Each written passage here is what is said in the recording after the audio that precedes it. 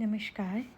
आज हम पढ़ेंगे, आज का हमारा टॉपिक है difference between prokaryotic and eukaryotic cell, यानी कि प्रोकैरियोटिक व यूकैरियोटिक कोशिकाओं में अंतर।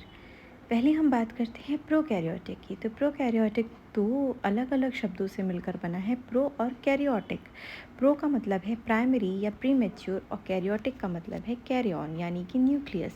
तो जिस कोशिका में प्राइमरी या प्रीमेच्योर न्यूक्लियस पाया जाता है वो प्रोकैरियोटिक सेल होती है।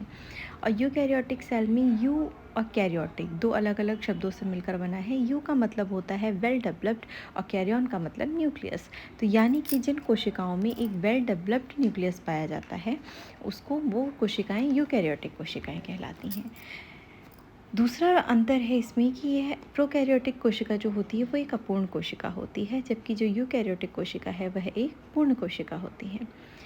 तीसरा अंतर है इसमें न्यूक्लियर मेम्ब्रेन और न्यूक्लियोलस नहीं पाए जाते। न्यूक्लियस क्योंकि प्रीमेच्योर है, आपने जैसा कि मैंने पहले बताया कि प्रोकैरियोटिक में प्रीमेच्योर न्यूक्लियस पाया जाता है, इसलिए न्यूक्लियस की चारों ओर की जो मेम्ब्रेन होती है वो प्रोकैरियोटिक सेल में नहीं होती है। और न्यूक्लियस यानी केंद्रक के अंदर एक गोल संरचना पाई जाती है जिसे न्यूक्लियोलस यानी केंद्रिका कहते हैं। तो वो केंद्रिका भी इसमें अनुपस्थित होती है। जबकि इसके अपोजिट देखा जाए तो जो यूकैरियोटिक सेल होती है उसमें एक पूरा न्यूक्लियस पाया जाता है, केंद्रक पाया जाता है, इसलिए इसमें न्यूक्लियर मेम्ब्रेन और न्यूक्लियोलस भी पाए जाते हैं।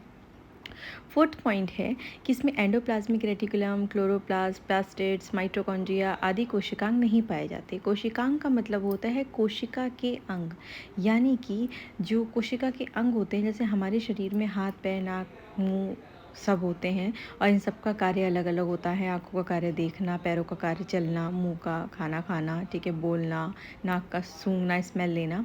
तो ठीक वैसे ही कोशिका के अंदर जो उसके कोशिकांग होते हैं, उसके अंग होते हैं, उनका भी अलग अलग कार्य होता है और ये अंग प्रोकैरियोटिक सेल में नहीं पाए जाते, जबकि यूकैरियोटिक सेल में पाए जाते हैं।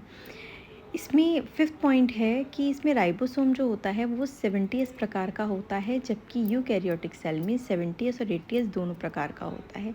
राइबोसोम क्या है या कोशिकांग क्या है, ये जो मैंने बोला एंडोप्लाज्मिक रेटिकुलम, माइटोकॉन्ड्रिया, प्लास्टिड्स, ये सब हम आगे डिस्कस करेंगे। जब हम सेल का भी बेसिक चीज़ें पढ़ रहे हैं उसके बाद हम सेल के हर एक ऑर्गेनल्स को, हर एक कोशिकांग को आगे अच्छे से डिस्कस करेंगे।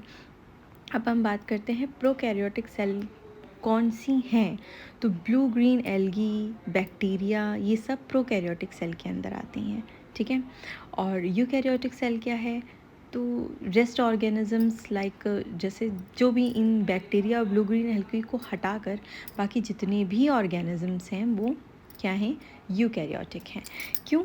क्योंकि उनमें सारी यूकैरियोटिक सेल्स पाई जाती हैं और ये जो हैं, ये ब्लू ग्रीन एल्गी और बैक्टीरिया, ये क्या हैं, प्रोकैरियोटिक सेल्स हैं। और जैसा कि पहले बताया कि न्यूक्लियर मेम्ब्रेन और न्यूक्लियोलस की बात, प्रीमेच्योर न्यूक्लियस है इसलिए न्यूक्लियोलस और न्यूक्लियर मेम्ब्रेन नहीं है, जबकि उसमें मेच्योर न्यूक्लियस है, गुड वेल डेवलप्ड न्यूक्लियस है, इसलिए इसमें न्यूक्लियर मेम्ब्रेन और न्यूक्लियोलस दोनों चीज़ें हैं। अंतर आपको समझ में आ गया होगा उम्मीद है।